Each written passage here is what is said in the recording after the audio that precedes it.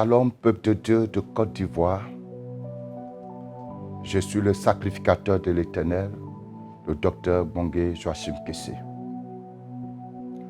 Avant de vous délivrer ce message qui est une révélation du chef de l'Église, le Seigneur Jésus-Christ, je vous convie à un court instant de prière avec moi afin de couvrir cette révélation du sang de l'agneau et de la puissance du Saint-Esprit. Seigneur, nous bénissons ton Saint-Nom, nous te rendons grâce et gloire. Je me baigne dans le sang précieux de la croix. Et je baigne, Seigneur Dieu, ces déclarations qui seront faites dans le fleuve de l'onction du Saint-Esprit. Et j'ordonne que tout vent contraire, que tout voile soit déchiré, tout vent contraire s'arrête. Je commande que tout esprit d'opposition qui empêchera tes serviteurs, tes servantes et ton Église d'être sensibles à ce message soit lié au nom de Jésus-Christ de Nazareth. Et j'ordonne que l'entendement de ton peuple s'ouvre et que les cœurs soient sensibles, que les esprits de tes enfants soient réceptifs à ce message. Glorifie-toi, Seigneur, au nom de Jésus-Christ de Nazareth. Amen. Chers collègues, serviteurs et servants de Dieu, membres du corps de Christ en Côte d'Ivoire, ce message vous est adressé pour lancer un avertissement solennel et un appel à l'intercession. Avant de vous dire ce que le Seigneur a montré à mon esprit, lisons dans le livre d'Apocalypse ou le livre des Révélations, chapitre 12, verset 1 au verset 4. Un grand signe parut dans le ciel, une femme enveloppée du soleil, la lune sous ses pieds et une couronne de 12 étoiles sur sa tête. Elle était enceinte et elle criait étant en travail et dans les douleurs de l'enfantement. Un autre signe parut encore dans le ciel et voici, c'était un grand dragon rouge, ayant 7 têtes et 10 cornes, et sur ses têtes 7 diadèmes. Sa queue entraînait le tiers des étoiles du ciel et les jetait sur la terre. Le dragon se tint devant la femme qui allait enfanter afin de dévorer son enfant lorsqu'elle aurait enfanté. Amen. Cette révélation de l'apôtre Jean révèle un combat spirituel de très haut niveau, mais nous ne sommes pas ici pour parler de ce de quoi l'apôtre a parlé. Simplement que son message va nous aider à comprendre la révélation dont je veux vous faire part. Quand vous lisez le texte, la Bible déclare qu'une femme était enceinte et elle était sur le point d'enfanter. Elle était dans les douleurs de l'enfantement, c'est-à-dire que l'heure de faire sortir l'enfant était arrivée. Après cela, il y a eu un dragon qui avait 7 têtes et sur ces têtes, 7 diadèmes et 10 cornes. Pour ceux qui sont dans le domaine prophétique, ils comprennent bien ce que ces indices signifient. je ne vais pas vous faire un exposé exhaustif de ce test. Comme je le dis, c'est juste pour nous faire comprendre la révélation dont je vais vous faire part. Mais comprenez déjà qu'on parle d'un dragon. On ne parle pas de plusieurs dragons. On parle d'un dragon. Seulement ce dragon avait 7 têtes. Et vous savez que la tête, c'est le pouvoir. La tête, c'est le pouvoir, c'est la domination, c'est l'autorité. Parce que c'est de nos têtes, c'est à partir de la tête que nous réfléchissons. Et on nous dit que sur ces têtes, il y avait des diadèmes qui sont donc des sortes de couronnes. Et vous savez que les couronnes, on ne les donne pas à n'importe qui. Les diadèmes, ce n'est pas n'importe qui. C'est des personnes qui ont été élevées en dignité. Les rois, les princes qui portent les diadèmes et les couronnes. Ce sont aussi des vainqueurs qui portent les couronnes. Donc des gens qui ont fait leurs preuves, qui ont remporté de grandes batailles, qui ont écrasé leurs adversaires. Et on nous parle de 10 cornes. Les cornes, c'est avec la corne que l'animal frappe. Donc, ça peut parler ici de la puissance militaire, l'âme défensive, le pouvoir pour attaquer, pour détruire, pour renverser. Mais c'est un seul animal, c'est une seule bête, c'est un seul esprit, c'est un seul dragon qui a tous ses attributs. Chers frères et sœurs, nous n'avons pas 2 ennemis.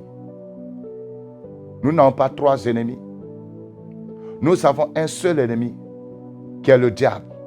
Cette révélation nous montre que c'est une confédération, tous reliés à un même esprit, à une même source. Une confédération de personnes, de pouvoir, de puissance, de princes, d'autorité, reliés à une même source, ou bien agissant avec la même puissance, agissant par le même esprit. Et leur mission, ou la mission de cet esprit, était d'empêcher la femme qui devait accoucher. Et pourquoi empêcher cette femme d'accoucher, ou plutôt de détruire l'enfant qui allait sortir? Pourquoi cet enfant intéressait tant ce démon, ce dragon?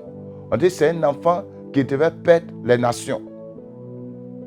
C'est un enfant donc particulier qui devait faire perdre les nations, qui devait régner sur les nations.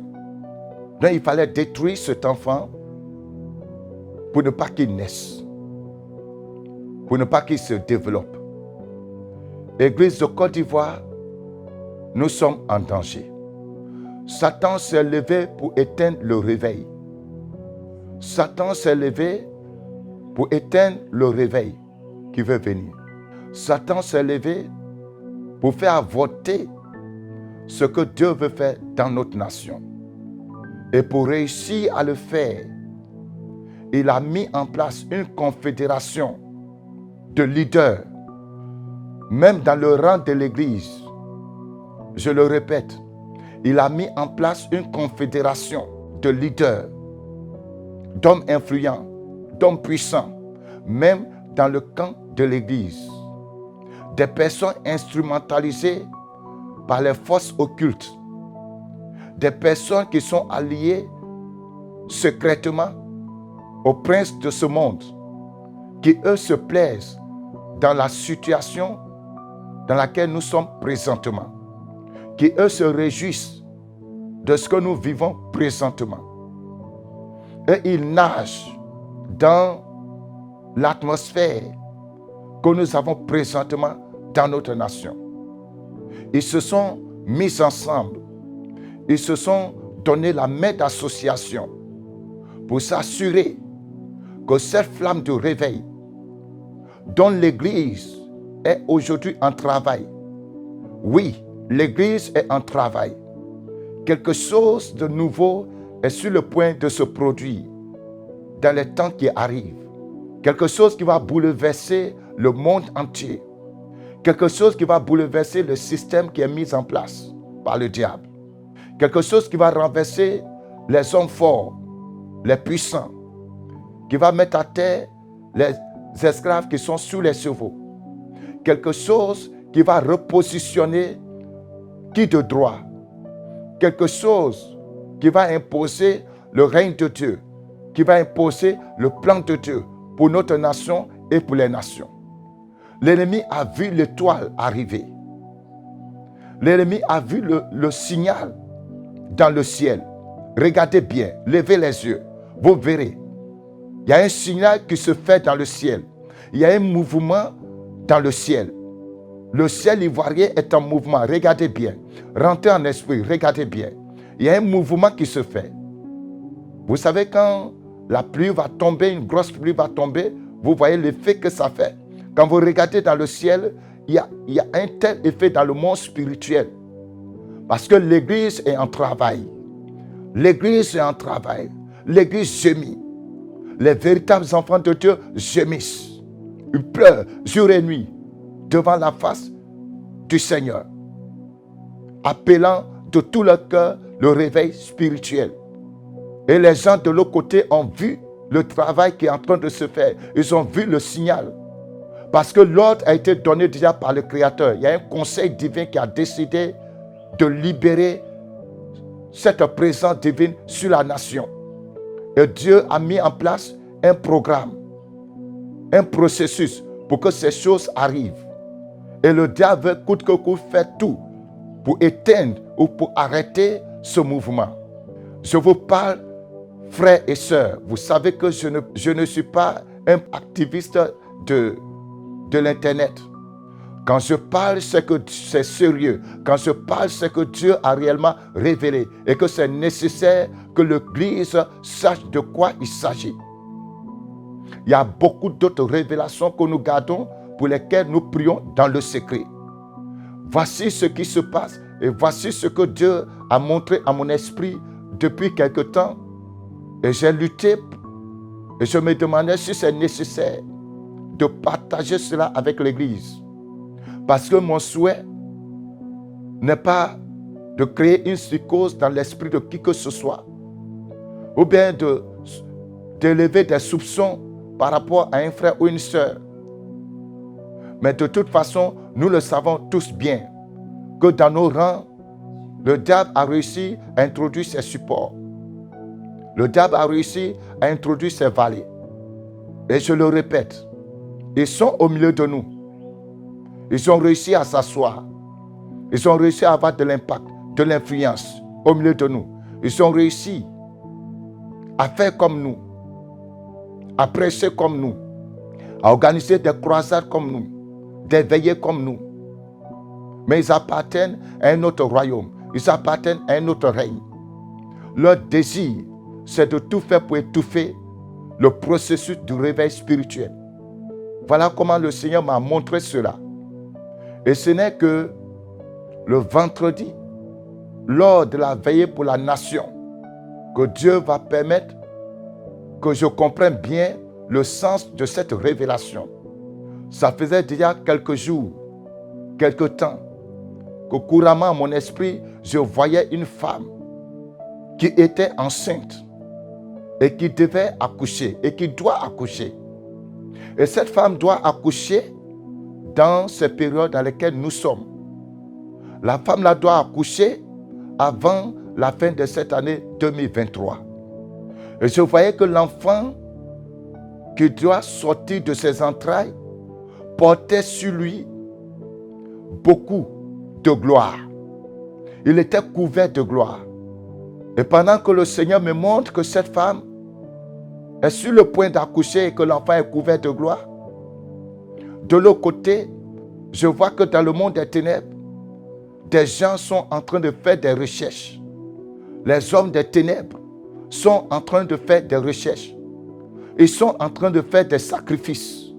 Ils sont en train de faire des invocations pour rechercher cet enfant et pour le tuer.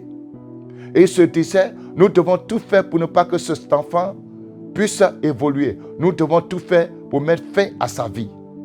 Et ces personnes rassemblés, ont fait appel à des puissances démoniaques de très très haut rang, afin de nuire à la vie de cet enfant.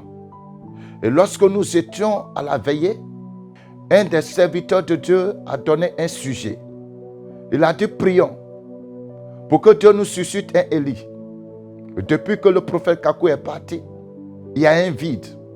Nous avons besoin d'un autre Élie qui va apporter le réveil, qui va marcher devant nous. Prions pour ce sujet. Et donc, pendant qu'on priait pour ce sujet, le Seigneur m'a ramené la révélation dont je viens de vous parler.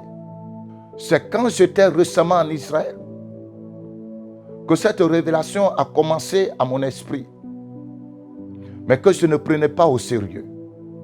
Et donc, pendant que l'Église était en train de prier sur ce sujet, le Seigneur me ramène la révélation sur la femme qui doit accoucher avant la fin de cette année. Et donc, j'ai expliqué la révélation aux frères et sœurs qui étaient rassemblés. Moi-même, je ne comprenais pas trop la profondeur de la révélation. Parce que pour moi, il s'agissait de la femme d'un pasteur qui est enceinte et qui doit accoucher un enfant que Dieu va puissamment utiliser. C'est là que ma compréhension s'arrêtait. Donc j'ai demandé aux frères qu'on prie. Parce qu'il y a la femme d'un serviteur de Dieu qui doit accoucher dans ce temps, avant la fin de l'année. Mais le diable recherche cet enfant pour le tuer. Parce que c'est un enfant que Dieu va puissamment utiliser. Et quand je donne le sujet, il y a un autre prophète dans la salle qui m'interpelle après. Le homme de Dieu, voici comment le Saint-Esprit est en train de m'expliquer la révélation. La femme peut être l'Église.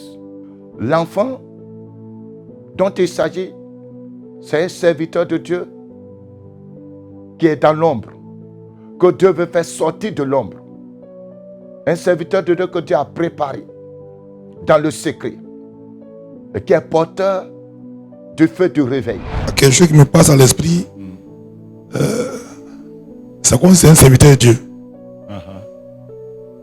Que la femme représente une église, ou la femme peut représenter une église, et puis l'enfant là c'est un serviteur de Dieu.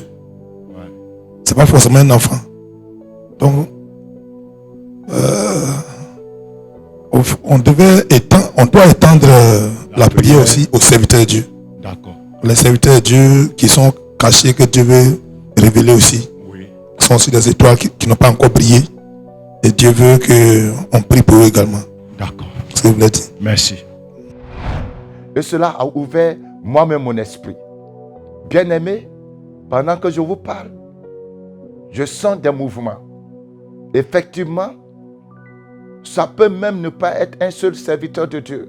Ça peut être des serviteurs de Dieu qui sont effectivement dans l'ombre, des prophètes de Dieu, des apôtres du Seigneur qui sont dans l'ombre, qui ont été préparés par le Seigneur, que Dieu veut commencer à utiliser puissamment pour manifester le réveil spirituel et la restauration de notre nation. Mais il y a une levée de bouclier contre ces serviteurs de Dieu. Ils sont recherchés spirituellement. Ils sont combattus. Il y a une coalition de faux prophètes, des prophètes de Baal, des agents de Jézabel, des prophètes qui se disent prophètes, mais qui n'ont aucune vie de sainteté. Parce qu'eux-mêmes, ils collaborent avec le monde des sceaux. Des gens qui se disent évêques, apôtres, mais qui collaborent avec le monde du cimetière, qui font la voyance à travers les esprits de mort. Des gens qui sacrifient des fidèles pour renforcer leur pouvoir, qui ont scellé des pactes avec la terre du Côte d'Ivoire à travers des sacrifices et des sacerdoces kabbalistiques démoniaques pour garder le contrôle de cette nation. Des gens qui se disent que c'est eux seuls que leur voix doit porter, qui sont soutenus par une force obscure, qui sont contre tout ce qui est la vérité, qui sont contre tout ce qui est de la vérité, tout ce qui est vrai, qui biaisent la prédication de l'évangile il présente la prospérité, la gloire, la richesse, le bien-être, mais sans toucher réellement les fondamentaux même de la croix. Ils sont au milieu de nous. Ils sont avec nous. Ils marchent avec nous. Ils se sont levés. Je vous lance cet appel. Vous tous intercesseurs véritables, les prophètes et les prophétesses du Seigneur, les apôtres de Jésus-Christ, les évangélistes de Jésus-Christ, l'heure est arrivée. Dieu veut déployer sa puissance sur notre nation. Dieu veut susciter le mouvement de réveil. Dieu veut enlever le couvercle, ce qui nous couvrait. Dieu veut enlever le voile, ce béton qui pesait sur nous, ce poids qui pesait sur nous. Dieu veut briser ce poids. Dieu veut soulever ce poids pour que l'Église puisse respirer, que l'Église puisse se retrouver. Mais le combat est rude. Et si nous ne prions pas, celui ou ceux que Dieu veut utiliser, celui ou ceux que l'Église doit enfanter pour mener ce mouvement de réveil, Satan va réussir à les freiner, à les étouffer et même à éliminer leur vie. Ce n'est pas du jeu, c'est très sérieux.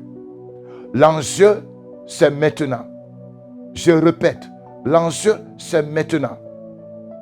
Je ne sais pas ce qui se passe totalement, mais ce que je peux percevoir dans mon esprit, c'est qu'actuellement, dans le mois d'octobre et novembre, ces 2 mois sont capitaux. Et comme par coïncidence, c'est en novembre que nous voulons faire le programme de commémoration du ministère du premier prophète de réveil spirituel que Dieu nous a donné en Côte d'Ivoire. Qu'est-ce que le diable a vu? Qu'est-ce que ce programme va apporter à la nation? Qu'est-ce que ce programme va apporter à l'Église? Pourquoi ce tumulte dans le monde spirituel? Pourquoi cette levée de bouclier? Chers serviteurs et servantes de Dieu, tous les pères de l'intercession, vous tous, je lance cet appel. Redoublons d'efforts. Il y a quelque chose qui va se passer dans le monde spirituel, dans notre nation, avant la fin de cette année. Et cela va marquer le début du réveil spirituel, le début de la libération de l'Église, le début de la restauration de l'Église. Et Satan n'est pas d'accord avec cela. Levons-nous, ne dormons pas, prions les uns pour les autres. Nous ne savons pas de qui il s'agit. Nous ne savons pas de ce dont il s'agit. Mais la révélation est réelle. Dieu ne parle pas en vain. Je prie que par le Saint-Esprit, le Seigneur vous parle davantage et vous attire dans sa présence. Et vous tous serviteurs de Dieu, qui avez un message pour le réveil spirituel, vous à qui Dieu s'est révélé dans le secret, qui veut vous utiliser pour le réveil spirituel, rentrez en jeûne et prière, veillez sur votre vie. Ne vous laissez point séduire, ni par les femmes, ni par l'argent, ni par quoi que ce soit, quel que soit ce que vous traversez maintenant. Gardez vos rangs. L'heure est proche. Le jour est arrivé. Le signal a été donné. Jésus-Christ a décidé d'agir.